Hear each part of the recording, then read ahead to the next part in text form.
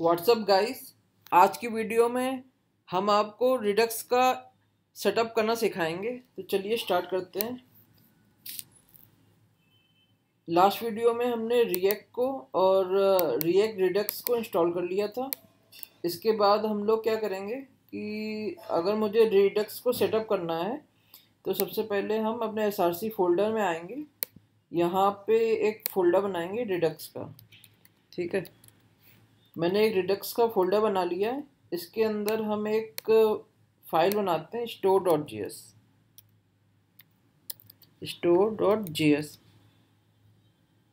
इस फाइल के बाद हम लोग एक फोल्डर भी बनाते हैं फीचर्स। यहाँ पे हम अपने सारे कंपोनेंट के फीचर का सारा रिडक्स पार्ट इसमें हम लोग मेंटेन करेंगे। तो फीचर बनाते हैं फीचर्स, एक फोल्डर का नाम हो गया। ठीक है, स्टोर हमारा यहाँ पे होगा। अब इसके बाद हम लोग क्या करेंगे, हमारी जो मेन फाइल है यहाँ से स्टार्ट करते हैं। तो सबसे पहले हमें यहाँ पे प्रोवाइडर ऐड करना होगा। प्रोवाइडर, इसको हम लोग रैप कर देंगे अपनी ऐप से। ठीक है, अभी के लिए इतना करते हैं। उसके बाद हमें यहाँ पे स्टोर एक प्रॉपर्टी होती है, हमें ये स्टोर यहाँ पे देना होता है। ठीक है, जैसे ही हमने ये स्टोर दिया, यहाँ पे हमें अपने इस store.js का लिंक यहाँ पे देना होगा। तो अभी हम इसको सेटअप कर लेते हैं, उसके बाद इसका लिंक यहाँ पे ऐड कर देंगे। प्रोवाइडर को मैंने रिएक्ट रिडक्स से इंपोर्ट कर लिया है। ठीक है, अब हम क्या करेंगे, स्टोर में जाएंगे, अपना स्टोर बनाते हैं। तो स्टोर बनाने के लिए हम क्या करेंगे, कॉन्स्ट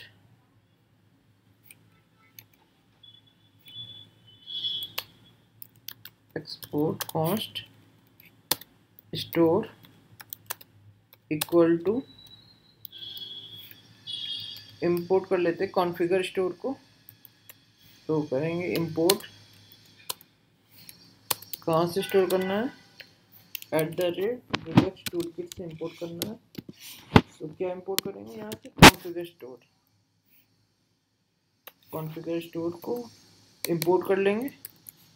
इसको हम यूज़ करेंगे, ये फंक्शन की तरीका ट्रीट होगा। इसके अंदर एक ऑब्जेक्ट जाता है, इसके अंदर एक रिड्यूसर होता है। ठीक है, ये रिड्यूसर एक ऑब्जेक्ट होता है। यहाँ पे हमें अपने रिड्यूसर, जितने भी फाइल के रिड्यूसर बनेंगे सारे हमें यहाँ पे ऐड करने होंगे। ठीक है, तो ये हमारा कॉन्फ़िगर स्टोर बन गया। इस कॉन्फ़िगर स्टोर को हम क्या अपनी main.js में लिंक कर लेते हैं पहले। तो हम क्या करते हैं, स्टोर यहाँ पे लिखते हैं, जो हमने फाइल का नाम लिखा था इसको इंपोर्ट करते हैं। यहाँ पे देखिए मैंने स्टोर को इंपोर्ट कर लिया रिडक्स के स्टोर से। यही वाला रिडक्स फोल्डर है, इसके अंदर store.js है, ये इंपोर्ट कर लिया। अगर मैं इस पर लिंक पे क्लिक करूँगा, देखिए अब इसी स्टोर पे चला गया है। ठीक है, ये इसका डिफ़ॉल्ट है इंपोर्ट।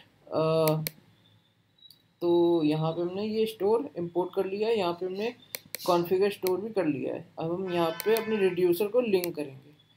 रिड्यूसर लिंक करने के लिए पहले हमें क्या बनाना पड़ेगा, स्लाइस बनाना पड़ेगा, क्योंकि हर एक फीचर का अलग अलग स्लाइस बनाना पड़ता है, मतलब हर एक पेज का। और आप मल्टीपल फीचर को एक पेज में भी डाल सकते हो, सेपरेट स्लाइस बना के भी मेंटेन कर सकते हो। जिस तरीके से भी आप अपने प्रोजेक्ट में कर रहे हो उस तरीके से आप कर लो। तो हम यहाँ पे एक टेबल का एग्जांपल लेते हैं।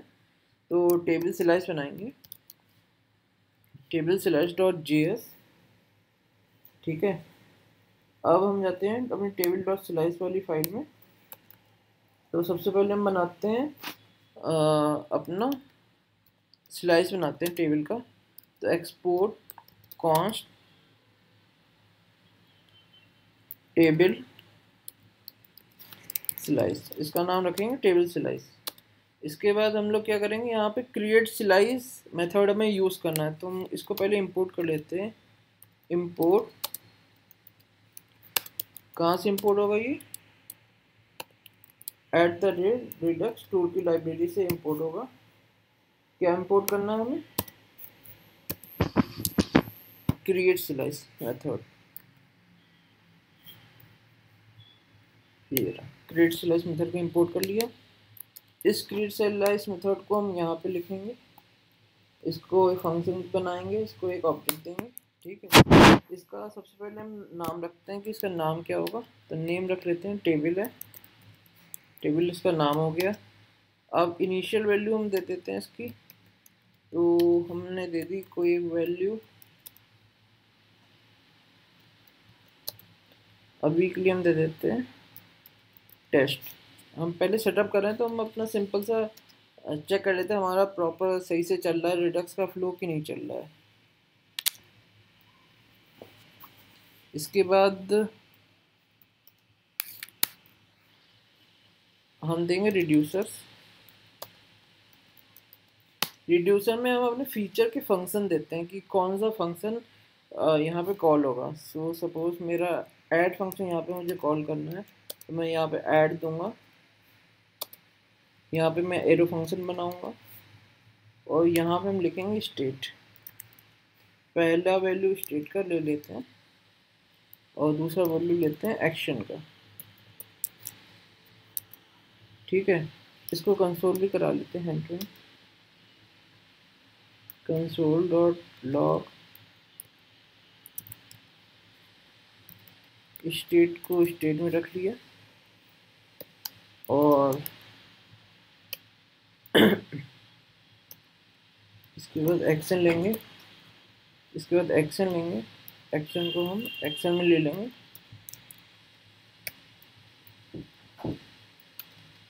इसके बाद हमने ये सिर्फ चेक करने के लिए कि स्टेट में क्या आ रहा है और एक्शन में क्या आ रहा है, उसके लिए हमने ये किया है। इसके बाद हम अपने एक्शन को डिफाइन करते हैं, तो हम क्या करते हैं एक्सपोर्ट कॉन्स्ट डिस्ट्रक्चर, हमने ऐड डिफाइन किया। ऐड हम कहाँ से निकालेंगे इसको, जो हमारी स्लाइस है टेबल स्लाइस डॉट एक्शंस, यहाँ से हमारे एक्शन निकल गए। उसके बाद हम अपना रिड्यूसर को भी एक्सपोर्ट कर देंगे, export default table slice dot reducers. ठीक है, ये हमारा कोड हो गया इसका। अब हम जाते हैं अपने स्टोर में और यहाँ पे अपना रिड्यूसर को इंपोर्ट करते हैं। तो इंपोर्ट टेबल रिड्यूसर, ये हम कोई भी नाम लिख सकते हैं अपने, तो मैंने इसका नाम रिलेटिवली टेबल रिड्यूसर रखा है। इसको हम कहाँ से इंपोर्ट करेंगे, टेबल स्लाइस से। अब रिड्यूसर के अंदर हमारा जो स्लाइस का नाम होता है उसी नाम से मोस्ट जगह से ये रखते हैं, इसका नाम सेम नाम रखते हैं, इससे कंफ्यूजन नहीं होती। ये टेबल का नाम और स्टोर में यहाँ पे इसका नाम मोस्ट में सेम रहता है। तो हमने यहाँ पे टेबल रिड्यूसर को इंपोर्ट कर लिया।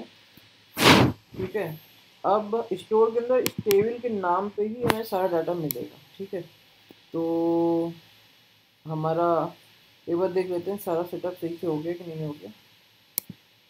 टेबल स्लाइस, इसके बाद स्टोर हमारा हो गया, हमारी मेन डॉट जेएस में रैप भी लग गया सही से।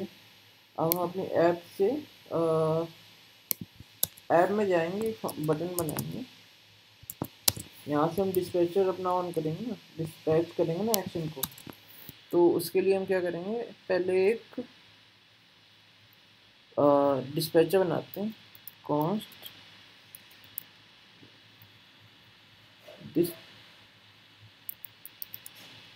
dispatch equal to use dispatch।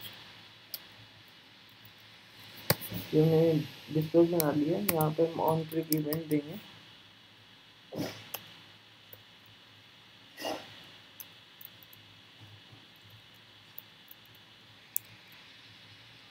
यहाँ पे लिखेंगे ऐड रो, अपने फंक्शन का नाम,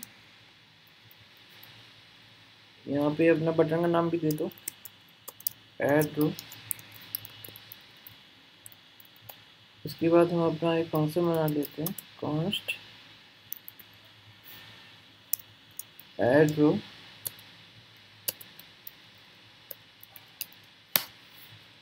और और यहाँ ये जब हम बटन पे क्लिक करेंगे तो हमारा ये फंक्शन कॉल होगा।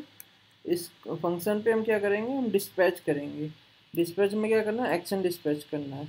तो हमारा एक्शन क्या है, टेबल स्लाइस में हमने एक्शन बना रखा है ऐड, तो हम इसको ही कॉपी कर लेंगे। app.js में जाएंगे, यहाँ पे पहले लिखेंगे डिस्पैच, जो हम फंक्शन डिस्पैच करना है इसके अंदर हम लिखेंगे ऐड। ऐड को हम इंपोर्ट कर लेंगे, ऐड को इंपोर्ट करेंगे स्लाइस से। देखिए ये टेबल स्लाइस से ऐड को इंपोर्ट कर लिया। ये शॉर्टकट आपको जानना है तो एक कंट्रोल प्लस स्पेस को दबाओगे ना, लास्ट में जाके कंट्रोल प्लस स्पेस, तो आप यहाँ पे इस तरीके से इंपोर्ट कर सकते हो। मतलब किसी भी इंपोर्ट कर सकते हो किसी भी वैल्यूज़ का, अगर वो इंपोर्टेबल है तो। यहाँ पे हम अंदर कोई एक वैल्यू दे देते हैं, सेटअप सक्सेस कहते हैं, रिडक्स सेटअप सक्सेस। ठीक है, इसके बाद जब हमने ऐड किया, अब एक बार फाइनली हम लोग चेक कर लेते हैं सारा कुछ सही से हो गया कि नहीं हो गया। मैंने एक बटन बना ली, ऐड ड्रॉप पे मैंने क्लिक किया, मेरा फंक्शन कॉल हो गया। यहाँ से मैंने डिस्पैच को इंपोर्ट कर रखा है, यहाँ से मैंने ऐड किया तो ऐड एक्शन को मैंने कॉल कर दिया।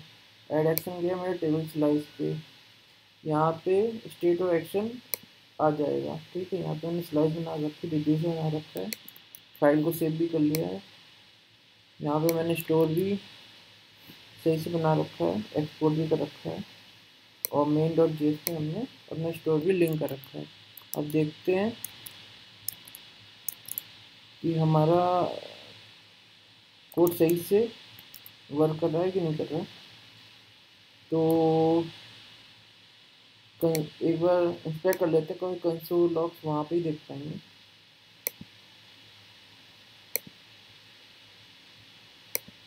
ठीक है, अब मैंने एयर ड्रॉप पे क्लिक किया तो देखिए पहले नंबर पे ये आ गया, हमारा सही से काम कर गया। पहला स्टेट में ये पूरा स्टेट आ गया। ठीक है, और सेकंड जो हमारा एक्शन था उस एक्शन में दो चीज़ें आई हैं, पेलोड और टाइप। ठीक है, तो ये हमारा एक्शन हो गया। यहाँ पे हमारी वो वैल्यू भी मिल गई। अगर मुझे यहाँ पे अगर